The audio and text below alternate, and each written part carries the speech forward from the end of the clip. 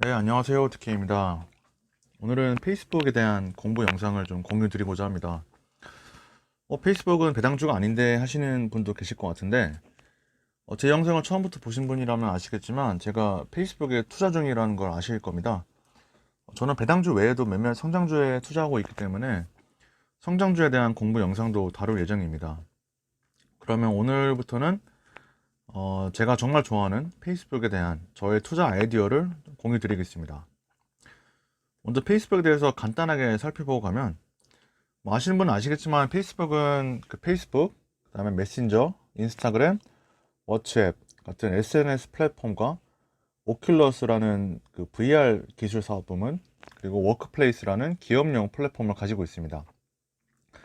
페이스북의 핵심 사업은 이제 SNS 플랫폼이라는 거 한눈에 봐도 알 수 있죠. 페이스북은 2004년에 마크 저커버그와 대학교 친구 2명이 함께 그 기숙사에서 만들면서 탄생했습니다. 2009년에는 아주 역사적이고 상징적인 이 좋아요 버튼이 탄생했고요. 2010년에는 페이스북 사용자가 5억 명을 돌파했습니다. 상당히 빠른 시간에 성장을 했죠. 그리고 2011년에는 페이스북 메신저가 탄생했고요. 2012년에는 그 유명한 인스타그램을 인수했습니다. 이 당시에는 너무 비싼 가격을 주고 인수했다는 비판이 좀 심했는데, 지금 보면은 사실 저커버그의 인사이트가 참 대단하다는 걸 느낄 수 있죠. 2012년 12월에는 페이스북 사용자가 10억 명을 돌파했고요. 2014년에는 워츠앱을 인수했는데요. 워츠앱도 마찬가지로 너무 비싸게 주고 샀다는 비판이 있었습니다. 근데 뒤에서 살펴보겠지만 워츠앱 인수도 정말 탁월한 선택이었다고 저는 생각합니다. 같은 해 3월에 오큘러스라는 VR 회사를 인수하고요. 2015년에는 일일 사용자가 무려 10억 명을 돌파하게 됩니다. 그리고 2016년에 이 이모티콘이 탄생하게 되는데, 최근에 네이버 포털에서도 이 이모티콘을 볼 수 있더라고요. 2016년에는 10억 명이 이제 매달 사용한다고 발표했고요. 같은 해 10월에는 워크플레이스라는 서비스를 출시하게 됩니다. 2017년 3월에는 인스타그램 쇼핑을 출시하면서 플랫폼을 점점 더 키워나갑니다. 단순히 SNS 플랫폼이 아니라 이제 커머스와 접목시켜서 성장해 나가는 거죠. 같은 해 7월에는 워츠앱 사용자도 10억 명을 돌파합니다. 마찬가지로 인스타그램도 10억 명을 돌파하는데요. 그러니까 비싸게 돈을 주고 샀다고 비판을 받았지만 결국에는 엄청나게 큰 성공을 거둔 겁니다. 그리고 워크플레이스도 마찬가지로 서비스가 이제 매월 1,400만 개의 기업이 사용할 만큼 성장하게 됩니다. 제가 이제 페이스북에 투자하는 첫 번째 이유는 SNS 플랫폼 시장 내에서 강력한 해자입니다. 왼쪽은 전 세계 SNS별 월 사용자 수인데, 페이스북, 워츠앱, 메신저가 압도적인 모습을 보여주고 있죠. 이 파란색 바가 전부 다 페이스북 겁니다. 파란색 바가.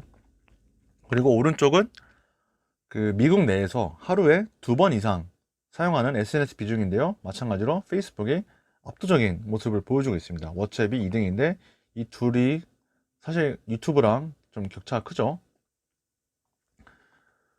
전 세계적으로 봐도 이게 2020년 1월 기준인데 페이스북이 가장 많이 사용되고 있는 SNS 플랫폼이라는 걸 알 수 있습니다. 여기에 워츠앱, 페이스북 메신저, 인스타까지 더하면 이 페이스북의 여러 SNS 플랫폼이 정말 막강한 점유율을 보여주고 있다, 이렇게 볼 수 있고요. 이거는 이제 세계 지도로 나타낸 건데, 정말 뭐 동유럽의 몇몇 국가들, 뭐 아프리카의 뭐 몇몇 국가들, 그다음에 중국, 일본, 한국, 정말 전 세계적으로 몇 개 국가를 제외하고는 전부 다 페이스북이나 워츠앱을 가장 많이 사용합니다. 이게 지도로 보니까 한눈에 딱 와닿지 않으신가요?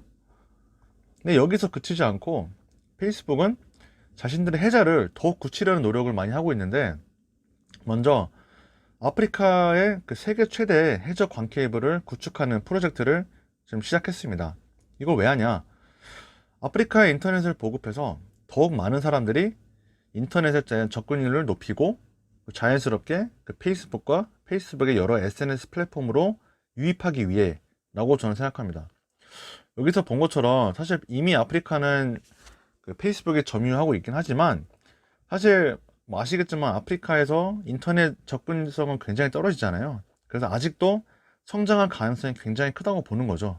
그래서 여기서 앞으로 꾸준히 더욱 많은 사용자를 유입하겠다 이렇게 보여지고요. 또 두 번째는 인도 시장에 대해서 굉장히 적극적으로 공략하고 있습니다.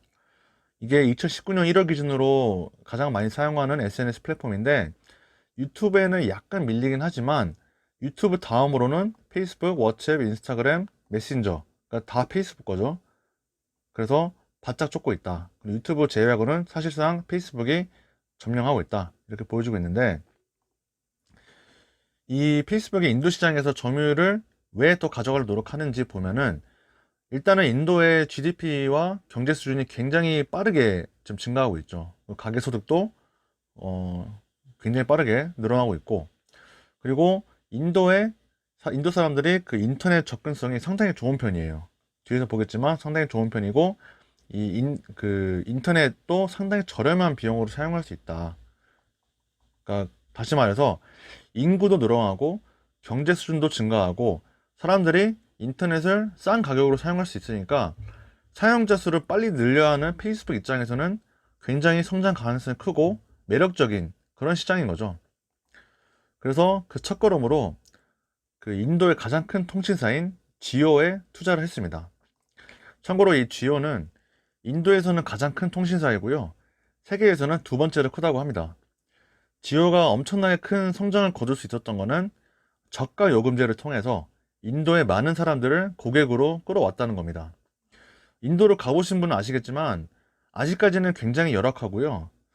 소득 양극화도 심한 편입니다. 근데 지오는 이렇게 저소득층까지 휴대폰과 인터넷을 사용할 수 있게끔 한 거죠.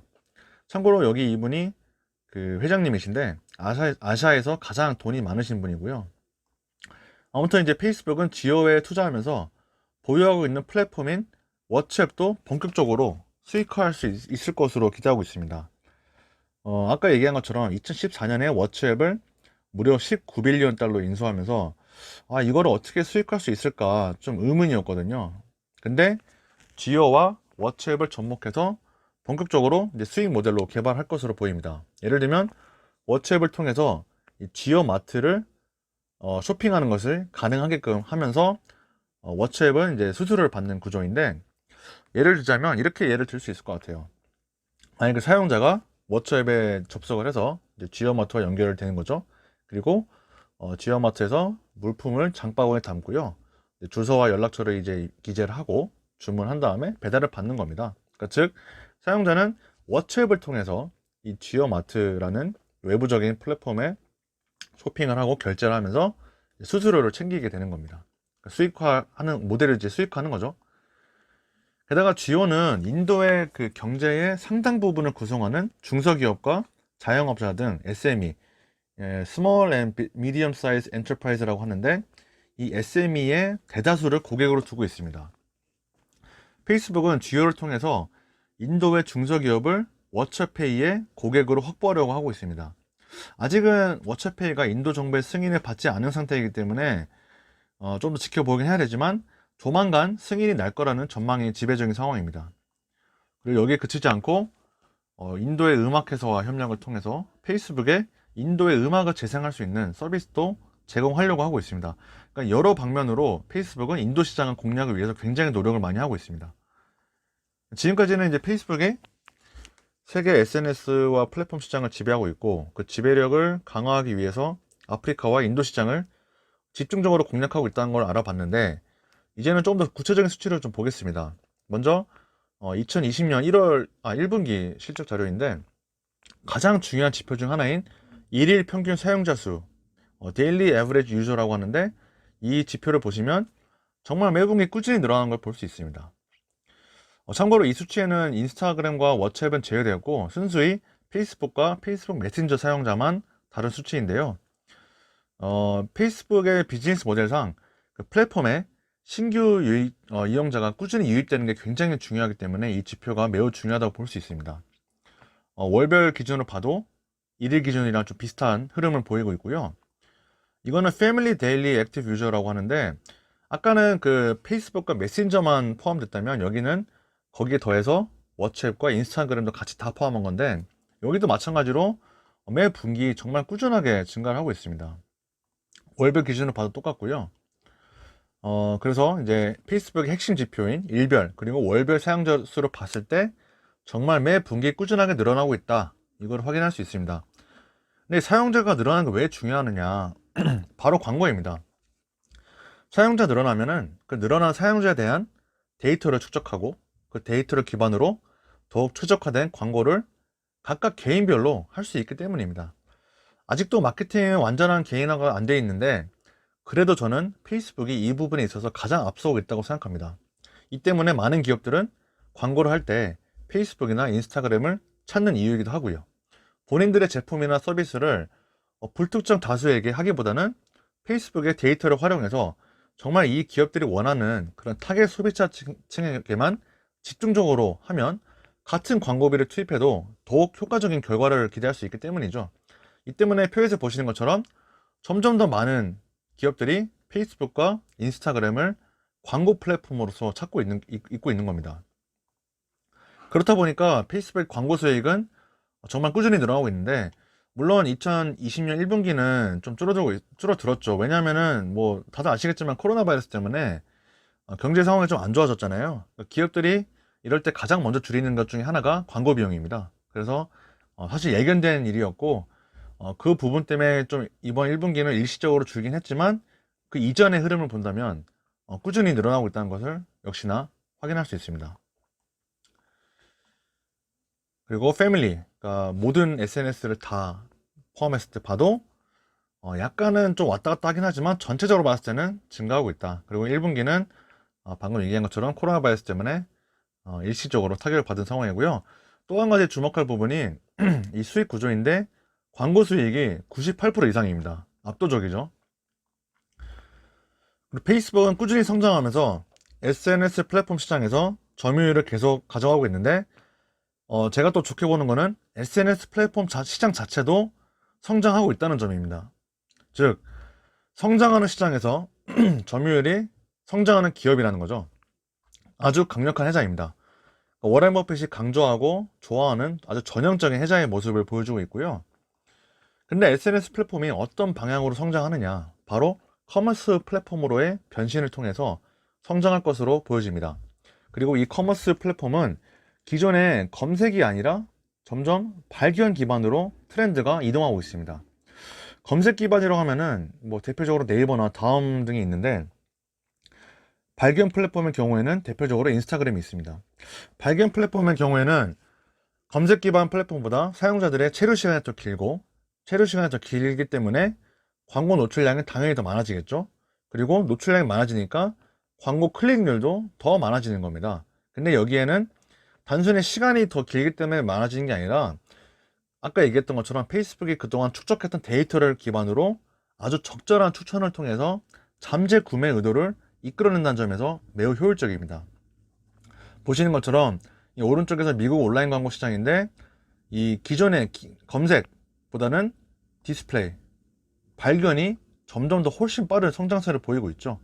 그래서 앞으로는 이 발견 기반 플랫폼이 점점 더 커질 거라고 보여집니다. 그리고 대표적인 예가 페이스북이나 인스타그램이 여기에 해당되고요. 근데 이 발견의 핵심은 뭘까요? 바로 이미지입니다. 보시는 것처럼 이미지 광고가 텍스트 광고보다 클릭률이 훨씬 높죠. 그래서 이 점 때문에 페이스북은 이 지피라는 기업을 인수를 했습니다. 페이스북이 보유한 인스타그램은 대표적인 발견 기반 SNS 플랫폼인데, 방금 설명했던 그 발견 기반 플랫폼 성장 트렌드에 맞춰서 이미지 기반을 강화하기 위해서 지피를 인수한 겁니다. 참고로 이 지피는 세계 최대의 음짤 플랫폼입니다. 요새 다들 음짤 많이 사용하시죠?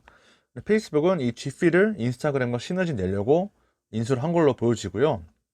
궁극적으로는 이 발전 기반 플랫폼으로서의 경쟁력을 강화하는 겁니다.